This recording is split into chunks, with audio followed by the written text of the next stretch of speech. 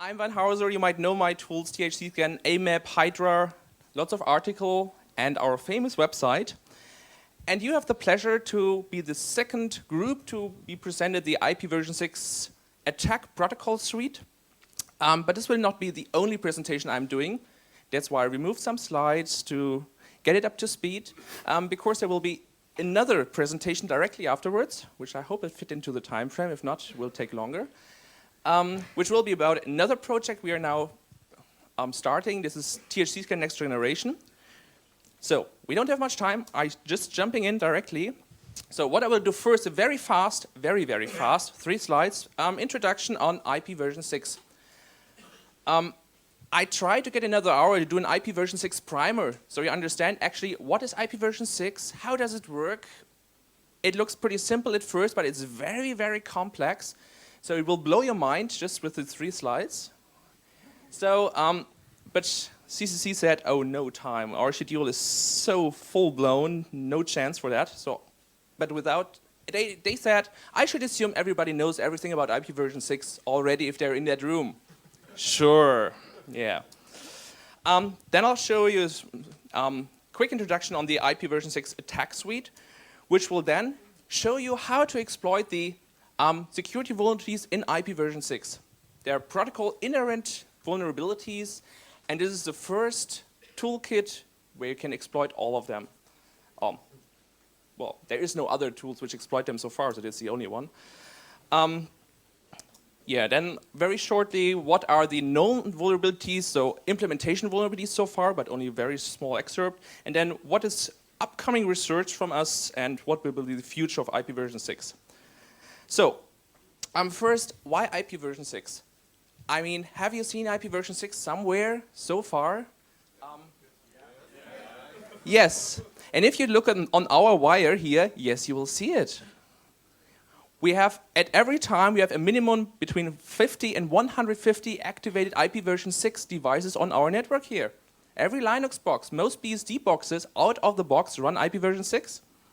We'll come to that later, because this can be interesting. The second thing is, in some companies, it's already deployed. In South Korea and Japan, it's very big. So last month, I did that presentation, a bit longer, in Tokyo on a security conference, because it's really affecting them. They are one of the most numbers of users of IPv6 in Japan so far. But we will see it in about 2 years in Germany as well. Not necessarily on the internet, or internet too, but in home area. So on your kitchen equipment talking with each other, and we see it on the mobile phones. Because T-Mobile and all the others have very big problems with the IP space. You have lots of subscribers, and with services like always on, push to talk and all that stuff, they need to have an IP address all the time. They're using Class A networks, the 10 Class A network, it doesn't fit cross-country. So they need a solution for that, and they will move to IPv6 like Asia already does. So, what is the goals of IPv6? The most impelling one, and everyone will agree, okay, that's why IPv6 is important, is that there are much more IP addresses. IPv4 address space is very small. Also, there's much recycling going on now, not to be forced to move to IPv6. But if you see that, it means that every one of us can have several million IP addresses just for every person on Earth. That's pretty cool. So that's why IPv6 was, in the first place, was designed. But just doing more large IP address space, you can do more if you define a new protocol. And now IPv6 gets very cool. You have auto-configuration of IP addresses and networking. You have in the protocol something like DHCP already included. Like router discovery is all in there. You just plug any device there, and it can talk to everyone else and go on the internet and everything. Auto configuration, that's so cool. You just plug in another router. Nothing you have to do for configuration. The device will automatically, oh, there's a new router, cool. To which address does it go to? Oh, great, let's use it. Auto configuration in the protocol, that's very cool. You can do a hierarchical address structure, which makes administrations or network administration much easier. And you have integrated security features, in theory. I'll come back to that later. No, the security features are there. They're very good. They're effective. But, well, we'll come to that later. So this is the IPv6 header. So if you know how the IPv4 header looks like, and I had to remove this slide because there's not much time, you'll see that it looks pretty similar, but some headers are not there. We'll come to that later. So there's, for example, no IP ID field anymore. You see there is no option stuff in here. You just see source, destination, payload length, what the next header is, could be TCP, UDP, whatever, hop limit, flow label, class, and the version. So like IPv4, just these fields being larger and some other stuff removed. Why is that? It's a fixed header. And this is what the routing guys always wanted to have, a fixed header. If you have, like an IPv4, a variable size header, you always have problems with routing packets because you have to know how big is my IP header. And then the it's like this, well, bad. So this is why IPv6 has a fixed header, and everything are option headers. And this is very nice. So you have extension headers. So you have your IP header. Somewhere later, you might have your TCP, UDP stuff like usual, and everything which is optional, like source routing, you have in IPv4, you have the same also in IPv6. These are extension headers, and this is pretty cool. So whatever extension you want to have, you just put in there. So this is pretty easy. And if a system has not implemented that special option or extension, it doesn't matter, it just jumps over it, and everything still works. So this is very neat, very clean design. So this is an example how it could look like. You have the IP header, then the TCP header, and then the application data, or a routing header, then a fragment header and stuff. So that's pretty cool. So that's the basic concept. One more thing about the addressing. Your IP address in IPv6 is based on your MAC address, the host part of your IP address. This is the calculation on if this is your MAC address, this will be your IP address. Yeah? There's a privacy extension which makes this random and change this every hour, day, whatever you configure it. So you can have a privacy extension, so your IP address is not reflecting your MAC address. But normally, this is what is done. And it's actually pretty clever because a MAC address is usually unique unless you manually reconfigure it. So there will be no collision in IP addresses. This basic example, if this is your hardware address, this will be the host part of your IP address. Okay, with this knowledge, we can already start. IPv6 were first used by hackers and not by network geeks or whatsoever for special reasons. First, mostly it was used for backdoors. And then enabling IP4 to 6, 6 to 4 stuff, because all the analyzing equipment of the white hats were not able to analyze that. So Lance Spitzner was the first to find that on a honeypot, where a hacker hacked his Solaris box, then enabled 6 to 4, 4 to 6, and, well, hey, Etherreal doesn't show me anything. What can I do? Fuck, what is this guy doing? So this was the first usage, so to hide backdoors and to prevent analysis of the traffic. The other thing is where's exchange, REC bouncing, and stuff. So hackers were really the first users of IPv6. Usually the sex industry is first using something, but here hackers were first. So when we come to hacker tools, what do we have so far? There is not much. And that is what I saw as a problem here. So we have some port scanning tools like Nmap, Halfscan 6. There's a patch for strobe, but they're not working very well. You can have lots of problems because, why does Nmap doesn't let me scan? Well, there are reasons for that, but that doesn't matter. There are some port bouncers, like we say 6-tunnel, NT6-tunnels, Azibor, Ninalov service tools, which are mostly connection flooding tools, some packet stuff like libnet and i66. And what I did, I tried to implement the hacker tools for IPv6 to attack the protocol, and I tried to use libnet. It just didn't work. It had not I needed important features which it didn't have. I tried to implement it in libnet, and it was a nightmare. So I wrote my own nightmare. At least I can understand. But all the specific IPv6 stuff, yeah, so attacking the protocol itself, there is nothing. Which got me off because I wanted to play around with that. So I had to code my own. Usually you have to wait until something is widely deployed to have tools available. Well, but I didn't want to wait, and so I'll make this available to you. So it's a very easy to use library. You can do numerous of IPv6 exploits in just 5 to 10 lines of code.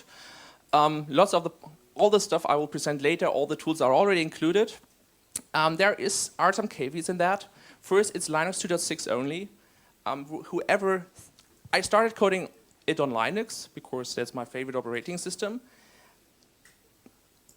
1 hour later, I thought, let's shoot all the programmers who did that implementation in Linux because it's broken, it's incomplete, and the interface, user space interface, is absolutely fucked up. So it's 2.6 only because I use a proc system, which was the easiest to implement fast. It's Little Indian, 32-bit, and Ethernet only. So you can play with wireless, and here with a cable, Ethernet, wireless Ethernet works perfectly, so this will be no problem at all. For most people, yeah. Some like the 2.4 kernel, some like FreeBSD, OpenBSD, Mac, whatever. Well, you're fucked, sorry. So it comes with some tools. This is just I just showed them some of here, but we get into them later anyway. Implementation is very, very simple. These are 3 lines to generate an ICMP echo request. You see lots of options, and you think, can't this be easier? Does it have to be so many options? Reason is I made it like you can change any single byte in that packet like you want to. So this is why it has so many options. But beside that, very few lines of code. Okay, so executive summary, and then you can sleep the next half hour. IP version 4 and IP version 6, the implemented security is very similar. So also vulnerabilities are very similar because the basic mechanisms are all the same. I will tell about the other stuff later. So in the next half hour, I will show you what are the protocol changes, what is reconnaissance, how you do reconnaissance in IP version 4, how this will change in IP version 6. This is very important because there will be large changes for us as hackers. Local attacks are placed DHCP, how this will be done in IP version 6, Smurfing, routing and fragmentation attacks, and finally coexistence stuff, like we already have here. So protocol changes. There are 2 things which change, which affects our work as hackers. The first is there is no IP ID field anymore. This was very nice, as in the usual implementations like Linux. You can see when was that machine last booted, because it starts with 0 when you boot the machine, and every second it gets incremented by 1. So very easy to see when was that machine last booted. Not highly security critical, okay, but it's interesting. But they removed that, so this is not there anymore. And the other thing is, they removed the IP record route options. Who knows about that option? Yeah, there's not very much. How many people know how traceroute works? Lots more. This is cooler. Because traceroute can easily be filtered. You can configure on a router, hey, I don't want to send any time to live exceeded messages because it just costs me performance. Just throw packet away and be silent about that. Record option is something you can't turn off on the routers. So you'll get them anyway. Drawback is you can only have the next 9 hops. So you must be near the target you want to traceroute to. Ping minus R, that's your traceroute alternative. Very cool. And not many people know about that. So the next change is there are no broadcast addresses. And this is bad. Broadcast makes life for us so easy. There are no broadcasts anymore in IP version 6. What you have instead are the multicast addresses. Multicast means you can say any node, local, or just the local routers, or you can find all local NTP servers. That's pretty cool. If you want to know what NTP servers have on the network, just make a multicast request and you get the reply. That's very cool. But you can only ask them from local. So it's not like if you want to know, hey, what are the NDP servers in that city in Japan or that network, it doesn't work. No, only for your local network it works. Well, for some. There are some multicast addresses which are global, but these will be very experimental because this will be very easy for denial of service. So this is currently in the standard experimental and not being used. So as a result, it is a big problem to find remote systems. But now we get already to the next stage, which is reconnaissance. Reconnaissance in IP version 4 is easy. A normal subnet size is 2 to the power of 8, so 256 IP addresses. So what you do, you do a ping sweep of the target remote class C network, takes about 5 to 30 seconds, depends on what tool you use, how far away the network is. Then you do a port scan to the live host, and then you look for vulnerabilities on the active services, exploit them, and, well, happy Eastern. Wide range of tools available, Nmap, AMAP, Nessus, lots of exploits, blah, blah, blah, blah. Okay. When we go to IP version 6, this is not possible. The normal subnet size is 2 to the power of 64. It's not that much more, but a lot more IP addresses to scan for. I have no idea what the name is for that number, but it takes long, I can assure you.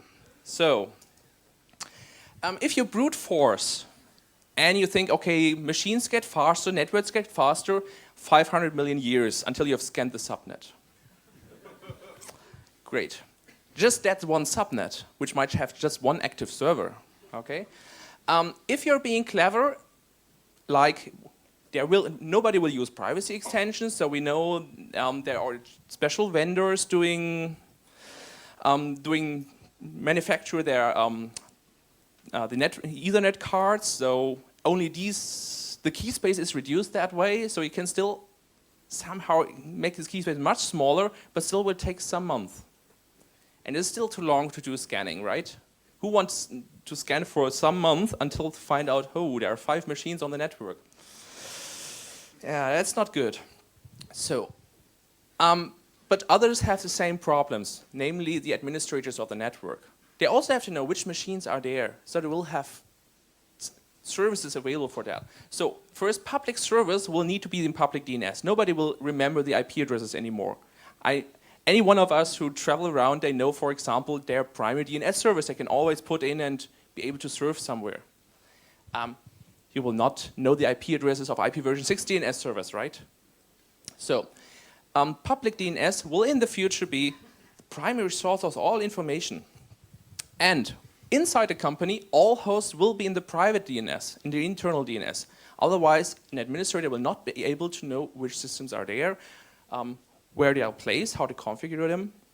So, in a result, in the future, DNS will be the primary source of all information, so every hacker will go for the DNS servers, because there is no other effective way to find out which systems are there. If you're local on a network, it's easy, but you have to get there first. And to find out what systems are there, you will only have DNS and let's say Google stuff, find out what systems there, but from network side, it's DNS. We have some new opportunities like standard multicast stuff to find out about routers, DHCP server, time server and stuff. Once you've compromised one system, it's trivial to find all other systems on the same network. That's trivial, but you first have to get there. After that, everything stays the same. So once you know the system, you do the port scanning, you do look which services are there, exploit them, blah, blah, blah. Yeah. But remote alive scans on networks will become impossible. And that's the basic point of that here. So I wrote some tool. I wanted to show it, but somehow on Linux I couldn't get the presentation to work, so I had to reboot to Windows, so I can't really show the tool. I wrote a tool which is Alive6, which is part of the toolkit, which does the following. It sends an IPv6 echo request, same like you can do with a ping 6 command. What it also does is sends a packet with an unknown header, a packet with an unknown hop-by-hop option, and an IP fragment. The first fragment, because then you get an ICMP reply, oh, I can't assemble this packet. For that reason, because this you can turn off. just configure do not reply to multicast or broadcasters ICMP requests. This you can turn off. This you can't. Maybe in the future on some operating systems, but as far as I know for these systems I've reviewed, you can't. So there is always a way to find all local systems, whatever you do. And this is what this tool does. It has some other stuff like one-shot fragmentation and routing header options. I'll come to that later because that was research I did and that's pretty interesting. So next topic is DHCP in IP version 4 and what is the corresponding in IP version 6. DHCP, everyone knows it, is used to get an IP address on the network. Anybody can run a DHCP server, so it's all trusted. You have to trust, otherwise you're fucked. If you're a rogue DHCP server, you can feed fake DNS servers, routing information, blah blah, become man in the middle. Similar concept with ARP, Address Resolution Protocol, which is used to look up a MAC address if you know the IP address, which is important if you want to network connectivity. Anybody can send those replies, so this is a broadcast being sent to anyone. Hey, who has that IP address? And everybody who raises his hand, he might be the lucky one to get the traffic. So hackers always try to be first. How is this in IP version 6? There is no security added to both protocols. ICMP version 6 does not have ARP, and you usually do not need normal DHCP. So first, ICMP version 6 has stateless auto-configuration, which means as you have your MAC address, your own MAC address, you always know the host part of your IP address. Just what you need, it's the network part of your IP address. And routers send around, hey, I'm a router, this network should have this IP address range, and if you have 5 routers, everyone announcing a different IP address space, what area you will have 5 IP addresses. Yeah? Different network part, but same host part. This way, you automatically get your IP address. No need for DHCP anymore. Then if you want to know router, you already see the router advertisement, and you know that. And you know, okay, is this address, this is where it goes to, and what priority of the router it is. Also, there is no ARP anymore. Now it's also done with IP version 6. It was a clutch with ARP. Another protocol beside IP just to solve the IP, how to get the IP address problem, and that's not efficient.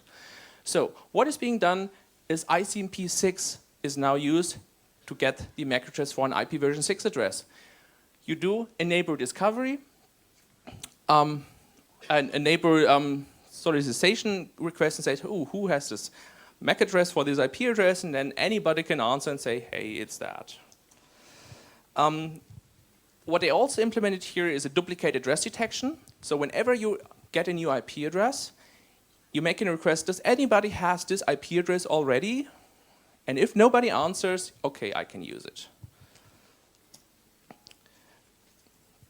So how does this work with the stateless auto configuration? If a client needs that message, he can just request it with a router solicitation request and asks for a router advertisement. This FF002, this is the multicast address, all local routers. So if you ping this address, all routers on your local network will answer. That's pretty nice. ICP type 133. And any router on the network will then answer with a router advertisement reply. And there will be the network part, the prefix, lifetime, and so on and so on. So this is basically DHCP Lite. You don't have the DNS servers yet, but you can find them with another multicast. So who is the DNS server here? So that's pretty easy. So there is no real need for DHCP anymore. And it doesn't mean, it's not important how dumb the machine is. If it's a toaster, if it knows IP version 6 can get on the internet. But anyone can send those router advertisements. And I wrote a tool for that. And this tool tries to be a little bit clever because you can set priorities on routers and stuff, and it always claims to be the highest priority. So it will usually become the default router on the network and get every traffic.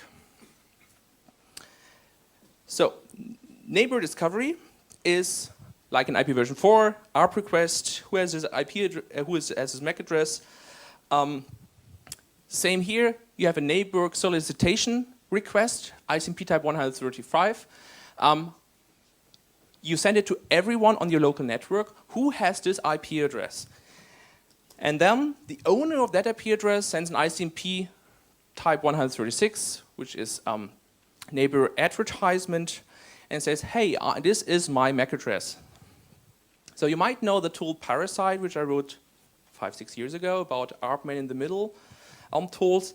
This is now Parasite 6, which is the same for for this attack. It just claims to have every IP address on the network and tries to be very fast. So sometimes it's faster at the kernel, sometimes slower. It also depends on the network speed and stuff. So I did it over wireless, and I was still able to get to redirect some traffic yesterday on my machine. I had to test it, so sorry. So, works very well.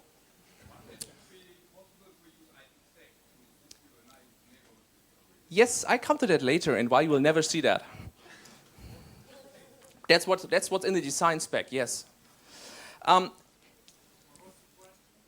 question was that this can be secured by IPSec, and I said yes, that's what's in the specs, but you will never see it. But I come to that later because that's an important point, and that's why it's still all the vulnerabilities are still in there. But I come to that. Don't worry. The duplicate address detection works exactly the same as also solicitation question says, who has this IP address? And if nobody answers, it just assumes, okay, nobody is using that. Well, I wrote another tool which just says, hey, I have this IP address, I have this IP address, I have this IP address, and well, Windows is very happy about this, not allowing you on the network. I can tell you, Linux doesn't care. Linux has the worst implementation of IP version 6 I've encountered. Every other operating system, including Windows, is better. It's so bad. It's really the worst implementation I saw on IP version 6. Stuff is not working. And I made an implementation error. I'll show you that later, because this can be used for nice smurfing. But only Linux. All others are fine. Oh, we already at smurfing. Oh. Okay, smurfing. Smurfing is a very interesting misuse of broadcast addresses on the internet. You send a packet to a broadcast address, so like a ping request, and you get lots of replies. Because usually, well, most operating systems send a reply to a multicast echo request. So what people were doing, send those requests, but spoofing the source address of your request for someone you didn't like. So he was getting all the replies. And this was very nice to fill up their network connection and DOS them.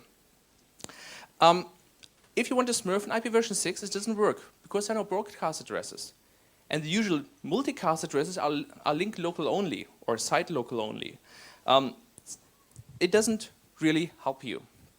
There's an RFC which states that ICMP response should send when a destination was a multicast address. There are some exceptions where a response to a multicast packet is being made.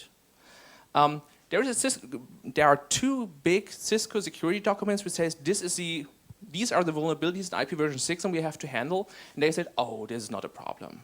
Yeah? But if you read the spec closely, there are exception made and they got it wrong. And there are nice ways to exploit that. Locally, you can always smurf, but this isn't real because you're smurfing yourself too. It will only help you if you hack a local machine and then smurf the local network. Well, great deal. You can always DOS your local network, doesn't matter how. Remote depends on implementation on routing headers and fragmentation and stuff. I wrote two tools for that. One is Smurf6, which just does the local initiated smurfs, so it just floods the local all nodes multicast address, so it's nothing really special. And then I did rsmurf because I found a vulnerability in the IP version 6 implementation of Linux. Oh, big surprise. So it's reverse smurf because it works differently. You just send a ping request to some Linux box. His real destination, so not a multicast, broadcast, whatever, no, to his IP address. However, a source address, you specify the multicast address for all nodes. every other operating system says, oh no, I'm not doing that, I'm not dumb. Yeah. Well, Linux is sometimes different. So what happens? You can Smurf from remote with that very easily. And there's nothing you can, maybe hopefully they will do a kernel patch for that to remove that vulnerability. Or it's more of a logic error, not like, oh, it's crashing. So I don't know if we will really see that. So from remote, if you have a system with 100 Linux servers, you send one packet, you can locally 10,000 packets. So this can be very, very cool. Okay, but I'm not a big fan of denial of service stuff because that's just lame. So let's get to the routing protocol stuff. In IP versions, well, normally the routing protocols provide their own security mechanism, like MD5 authentication on OSPF, BGP and stuff. This does not change in IP version 6 except for OSP version 3. And now we come back to that question about what about IPSec? IPSec is included in IP version 6, so it should solve all your problems. In theory, yes. OSPF, the working group, also thought, hey, IPSec is there. Let's do that. They should do authentication and encryption. So why caring about that? So if you use OSPF in IP version 6 and you don't have IPSec, there's no security whatsoever. And this will be a problem because OSPF is, in my opinion, the best local area routing protocol and lose lots of network. But if you change to IP version 6, you should change your routing protocol. So now let me tell something about IPSec. IPSec is part of the protocol. Everything's there, so why not using it? The main problem is always encryption is key distribution. How do you get one key to another person? If you're within a company, this is something maybe you can manage.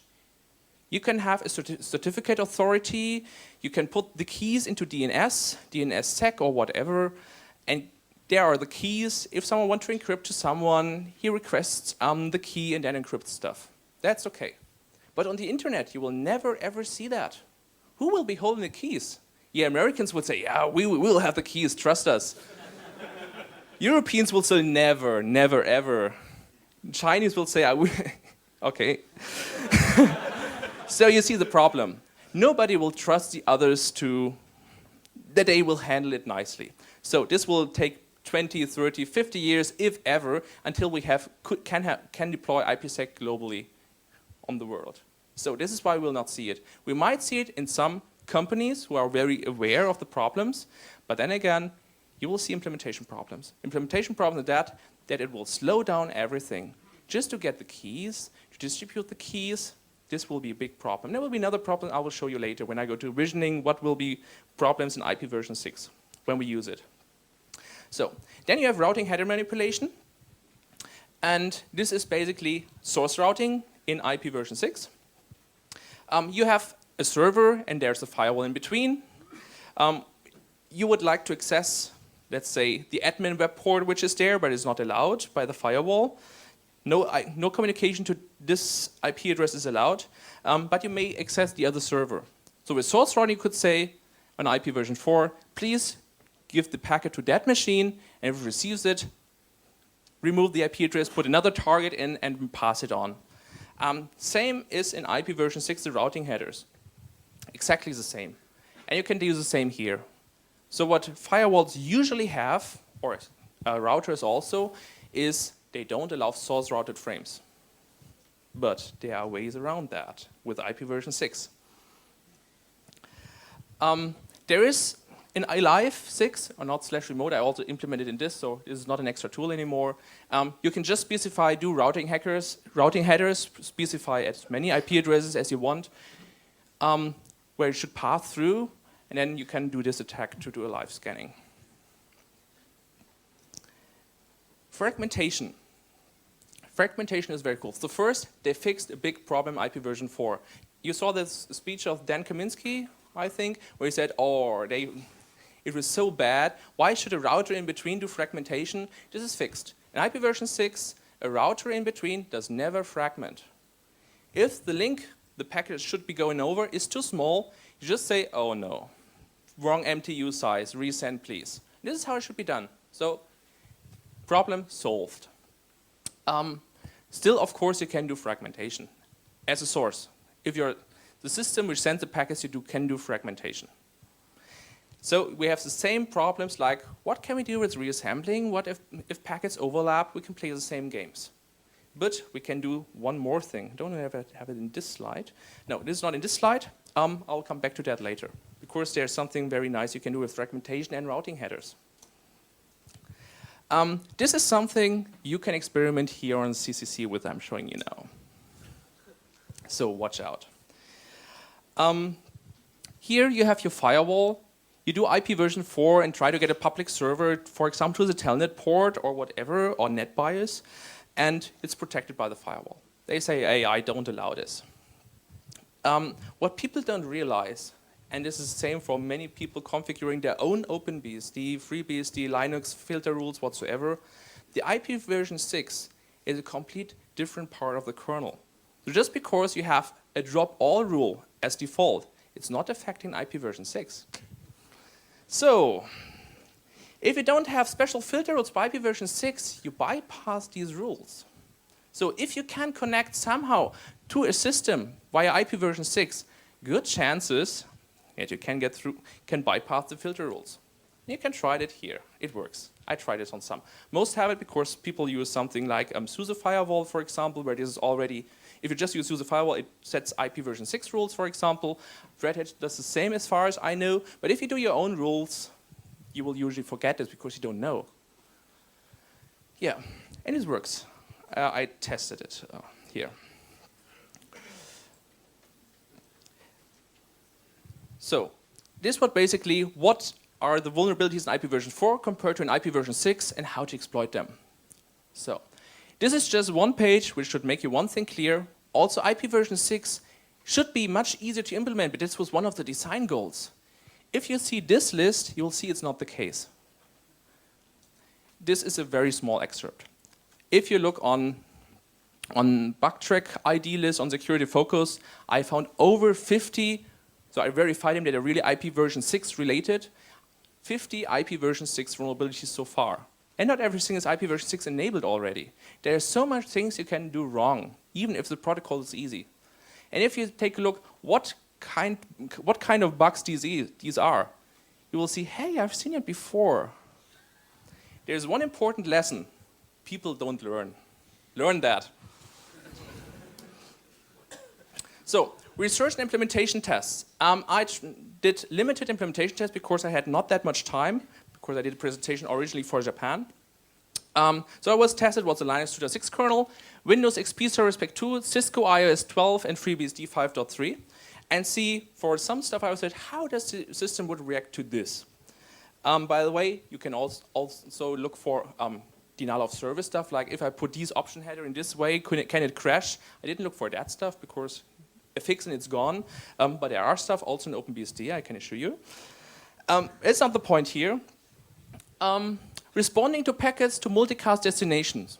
So this is something you usually can turn off by an option, so I don't want to answer that. By default, Linux and FreeBSD have them open. So if you send a multicast ping request, you get an answer from these two systems. That's not really a security problem. It makes things easier. That's basically it. But I just wanted to see what are the defaults for the systems. The responding to packets with a multicast destination, same as here, but not doing an echo request, but putting in an invalid header option. So it can be ICMP, TCP, UDP, doesn't need to have any upper layer protocol in there, doesn't matter. If you just put an invalid header option there, they all respond to. And you can't really configure that off. So by this way, you can find all local systems, always. Responding to packets from multicast address, this was the remote Smurf I was talking about. Only Linux does that. Only they are dumb enough. Routing header to multicast, this was a very interesting idea. Well, I thought, hey, we don't have broadcast addresses. I still would like to trigger the remote multicast address. So what I can do, I specify a routing header. So I get to the target network, and then say, forward this frame, please, to the local multicast address, all nodes. Yeah? Sadly, they all didn't want that. Otherwise, it would have been very, very cool for remote scanning. But sadly, didn't work. But I found another thing which is cool. Fragmentation and following routing header. This can be used to bypass firewalls and routers and whatever. If you have a Cisco, if you have Solaris, if you have Linux, doesn't matter, and use them as a router, you can say, don't forward source routed frames. And then any packet which has a source routed option is just thrown away. Yeah. You can do this with IPv6 too. But if you put fragmentation before that, you can even do one-shot fragmentation. One-shot fragmentation means you specify this is the first fragmentation, so starting at 0, and set the flag this is the last fragment. It doesn't really make sense, but they all eat that. And afterwards, you put the forwarding routing header. All in between says, oh, no, there's no forwarding header, I'll pass it along, that's fine, it's fine, until to the target system. Target system does a defragmentation. Hey, there's a routing header, let's honor it. And uses it. And all are vulnerable to this, even Cisco and stuff, and that's pretty cool. So if there is security on your ISP, you will always be able to bypass that and use routing headers. That's pretty cool, because source routing, you know ISPs where source routing still works? I don't know one, there will be very few, but on the internet it will not work. In the future it will work again. That's cool. So that was the one-shot fragmentation, all are vulnerable to this. So I only did very limited research, and because on very limited time frame, because I have another project which I'll show you afterwards. So what will be future research from THC on that? Global multicast exploitation, which is FF0E. This is global multicast stuff, like what are all the NTP servers on the internet? I will do some more research on that because this will be much fun. MLD, which is a multi-listener discovery protocol, version 3. It's not very security sensitive topic, but it seems there is some interesting stuff you can do with that. And IPv4, IPv6. There are different ways on how to migrate from one to the other. And there are vulnerabilities in there. Some have been found already in the protocol specs. Oh, you can do this and that. But there will be more. The problem is there was not much research time spent to this already in the security community. So there will be more. And we will also put some time on that. Okay, so upcoming, so this is more the vision stuff. So what will be the future? There will be specialized attack tools for IPv6. But the basic note is it will not be much different from what we already have in IPv4. So there are not more vulnerabilities or more threats we have to work against. Worms will be much of a different in IPv6. TCP/IP worms like Slammer, infecting everything within 20 minutes, the whole internet, will not work because of the large IP address space. So they can't use that simple technique. So they will do other stuff. Email worms will stay because this doesn't change. Messenger P2P worms will come because it's easier to spread. Why this means, these worms will more use like public DNS information, trying local search engine stuff. So these will change, but they will become much rarer. And DNS servers become the primary target because that's where all the information you're interested in will be in. Attacks will move more to clients, where you attack one local system and then you attack the rest of the network from there. So not like usual, oh, let's scan the whole range. Oh, there's a vulnerable service. Oh, I'm in all 3 systems. This will not be the case. You will have trouble finding one server, and this will use the web server, DNS server, something which is public. Attack this, trying to compromise, and if you achieve it, then you go local. So this will be the future penetration test methodology. When IPSec is widely deployed, if. So within a company or worldwide, which will be 20 years in the future, certificating will be a primary security concern because this will be impersonation. Yeah? So if you attack a system, if you compromise them, the first thing you will do, you will try to steal the certificate to be allowed on the network. So this will be important then.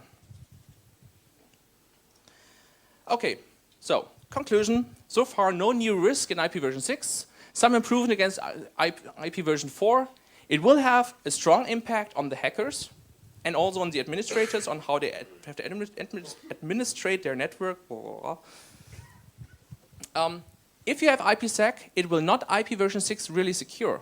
It will make attack tracing easier. It will sniffing, man in the middle, very difficult. But web application will still be vulnerable. This will not have no impact at all on that. If you take a look at IPv6, first it looks very easy, but the more you read about it, the more you research about it, it gets so complicated. That's why it's not much research from people there, because it's just so much. Even for the new hackers who will come in the future, who don't know IPv4, trying to understand IPv6 in the first place will be very tough. So if you start, oh, this is IPv6, I try to learn it, I'm new, this is hard stuff. So, very short questions, and then I do a 10-minute presentation on the other new project. Questions? Yes?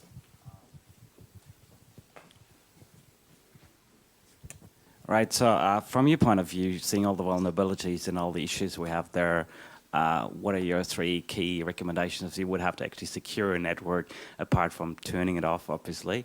And IPSec was obviously one if you do it within a closed network. But apart from that, what would you recommend to do if you want to secure your network and use IP6, version 6? Well, for security, if you move from IP4 to IP version 6, you gain a little bit more security. So it's better to move to IP version 6 than stay in IP version 4 for security. Well, what you can do to enhance, well, do the IP6 configuration on local machine secure, so turn off this, turn off that option and stuff. Enable IPSec, configure your filter list correctly, and do good host security, and protect your DNS servers. That's basically it. This usual stuff. This does not change. I mean, that's the main topic. It just fixed minor stuff, put some little new stuff in, but this has no really a security implication. Yeah. So, other question? So the question was, for those who did not understand it, what about mobile IP version 6? Did we also look at that? This should have been on the research stuff, because there are different techniques on how to update on mobile IP version 6. So I'm now in this location, please send the packet here. Now I'm that location, please do that here. So there are different solutions to this with routing headers and stuff. But no, we haven't looked into that yet. But we'll do in the future, because it will be very interesting. Yes, another question?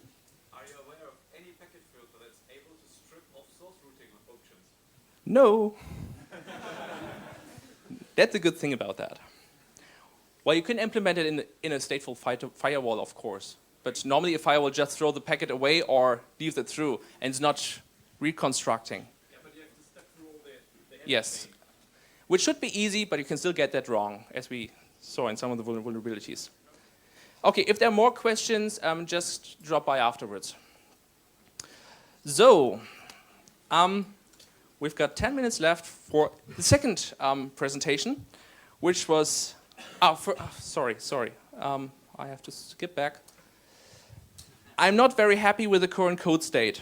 As I told you, I would like to shoot the implement guys on the kernel on how they do some stuff. It's really horrible. So, it's not on the usual public release stuff like thc.org. It's kind of hidden. I hope to have it in more. So the code works, yeah, but there are some limitations. And I try to get rid of them, but until then, I will not officially release it on the website and say, hey, it's a cool tool because of the limit. We have some quality. We like to have some quality in our tools, and this is not meeting our normal standards. It does its job, but could be more effective. So that's why it's somehow hidden here. Note that down if you want to have it. Okay, I'll leave it here for a minute and just tell you what the next small presentation is about. Who of you know war dialing? Hands up, please. War dialing?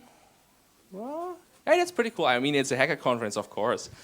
And who of you know THC scan or use THC scan? Some of them? Okay, war dialing is not that much used anymore. For I have no understanding. It's much more fun and much easier to hack than doing TCP stuff, because no one looks for their modems. So, DHC scan is very old now. We had our 10th birthday in October, so I did an update to the version to have some, well, presents for the public. But still, we are in the internet age. So things have to change. War dialing is still interesting, so how could we do that more efficient? And so the idea of THC scan next generation was born. It's completely different. It's not like, oh, you just upgrade to this and everything is fine. It's something completely different. It's a complement. So THC scan was a war dialer for MS-DOS. You can even use it today with a PC emulator, works perfect. So what was it? 2 years ago, Plasmid, one of our members, sometimes we make internal challenges, so can you make that? And he was able to run it on his Mac OS via the infrared port on his mobile phone to dial 0800 numbers. So it can still do that. It still works. It cannot be ported or updated or anything, it's Turbo Pascal. 10 years ago, that was the main language to use. Yeah, not today anymore. So the coding idea was a war dial for Linux and Windows, so this is not important, of course, that's the standard today, but support as many modems as you can find, so having 10,000 of modems connected to one war dialing system, do distributed scanning, do detached scanning, so you connect somewhere, say, hey, please scan this range, then you log off. Going there some days later, oh, give me all the results.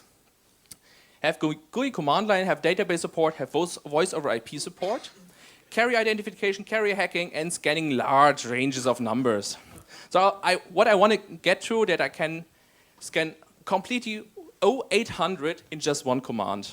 So this is my goal. But this takes lots of CPU power, RAM resources, and hard disk space. So this is kind of a challenge. The basic concept is like this. You have your client who connects to the master. The master is the brain, controls everything. Every modem you want to do war dialing will have its own zombie controlling that modem. Just one zombie for one modem. And you tell the master, please connect to this zombie and also use that in war dialing. And the idea is that you can transparently say, hey, at this modem, in the middle of scanning, remove modems while scanning, doesn't matter. It works perfectly, no problem. And all in the future have a THC scan like local GUI, which directly connects to a zombie. But that's really optional. So the basic concept is client, a master, and a zombie. So today we have it working, just only the command line tool, no GUI yet, but the GUI is really not needed. Commands are simple. You can just use telnet to control everything, like connect, which connects just your system to a master. With add and delete commands, you add or delete modems or zombies. With this command, you just start scanning a whole range. You can cancel them, can get more output. You can dump the replies, you can see what's going on. You can see all the replies of all zombies if you want to. You can see, oh, how fast is the status of that scan? Has it then already started? How many numbers are already dialed and stuff? I wanted to show it live, but with Windows, it's much harder to set things up. The server listens for clients. You can connect with as much as 100 clients, doesn't matter. Does all the connection pool for all the zombies, for all the modems, splits the scan ranges to the zombies in chunks, so every zombie gets some numbers. And before the numbers are depleted, it sends more numbers, so there's never a lag of, oh, I need something to scan, I don't have anything anymore. So time is efficiently used. Keeps control which number has been scanned. Busy numbers are redialed up to a number you can define, like say, if the number is 3 times busy, don't dial it anymore. And they are not redialed immediately, but later, so it's done intelligently. It saves data in reports. Important thing is, only this master knows about the scan results. Clients don't, well, they can log their stuff, but they have no intelligence. Everything is done on the master. The zombie is pretty dumb. It can just operate the modem and talk to the master. That's it. This keeps things very, very easy and very portable.